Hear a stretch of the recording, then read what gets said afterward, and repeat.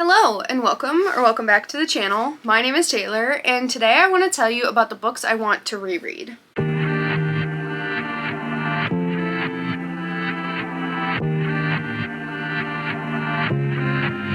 I feel like in today's day and age, with how fast content moves, you very rarely see people rereading books that they love. And I've had quite a few of these on my reread list for a while, and ideally I would reread them in 2026, but I know that that is not entirely possible because I have 9 books and I just feel like that might be a few too many rereads for one year, but I guess we'll see what happens. I just want to tell you about these books, maybe inspire you to read them for the first time, and just talk a little bit about some of my favorite books. So if that sounds good to you, don't forget to give this video a like and subscribe to the channel for more content like this. And let's hop in. So the first thing that I want to reread is Romeo and Juliet by William Shakespeare. I just recently picked up this Pelican Shakespeare by Penguin, this beautiful, beautiful cover. I read Romeo and Juliet when I was a freshman in high school, and a lot of people don't really see this as a tragedy. They see it as a comedy. Oh my god, how stupid. These kids, they, self-exit for each other. And I was watching another video and this gentleman was talking about how much he loves Romeo and Juliet, and kind of the point is how sad it is that these two lives were cut so short, so young, over their familial blood rivalry, essentially. So I have this, and I also have a Folger Shakespeare little mass market paperback of this guy. This doesn't have the sort of side-by-side helping out with the language that this one does, so I figured I would probably read these two together. As I said before, I have read Romeo and Juliet before, so I think that this would be a really good thing to revisit as an adult. The next two books kind of go together, so I have Watchmen by Alan Moore and Dave Gibbons and V for Vendetta by Alan Moore and David Lloyd. I remember reading these when I was between the ages of 15 and 17, and I did not understand them at all, but I understand the cultural significance that both of these hold, and I want to be able to understand them more.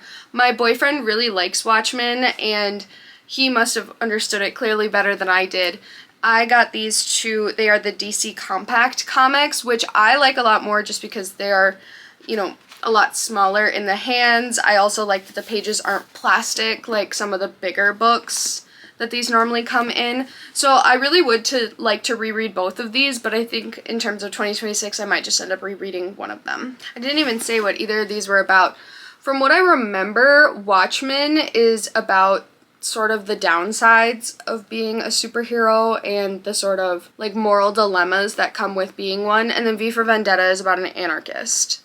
And that's kind of all I know about these two. Next, I do have 2 Margaret Atwood books, so I am going to lump these two together. This is The Handmaid's Tale by Margaret Atwood. This is probably her most popular work. It's not my favorite by her, that's this one that we'll talk about in a minute, but this is about a dystopian future in which women are severely oppressed. Essentially, women are property, and handmaidens are the ones who are having babies for the rich and powerful. I read this when I was in college, and I liked it at the time. I know I will like it when I read it a second time. I just feel like it's going to hit even more of a nerve. We have that one.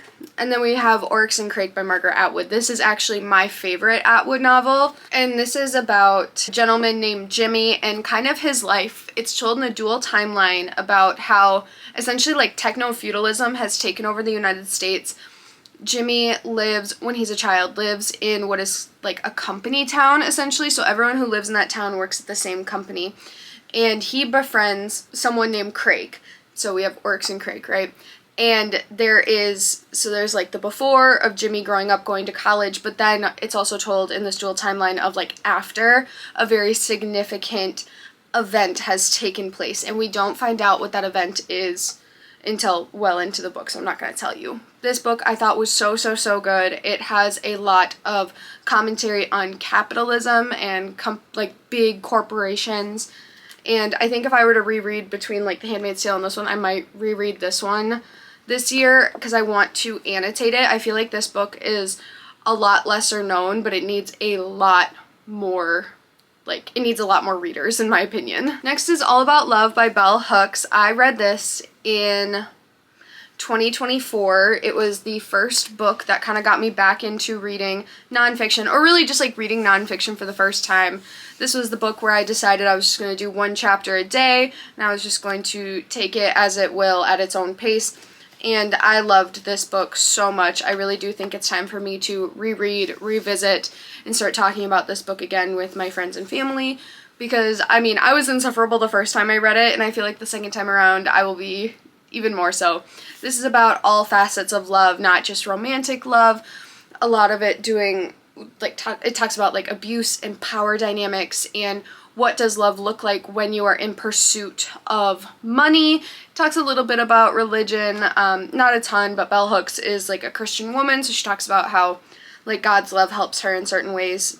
So if you're kind of into that. But this is like a wonderful, wonderful book. Next is my favorite Sally Rooney book. This is Normal People. I read this, I believe it was in 2022. I listened to this on audio for a work trip. Like, I was driving to Illinois for a work trip, and I finished this while I was at the hotel bar eating dinner, and I just remember crying over like a plate of salmon in a bar because I like finished it and it made me weep, and it was just so good.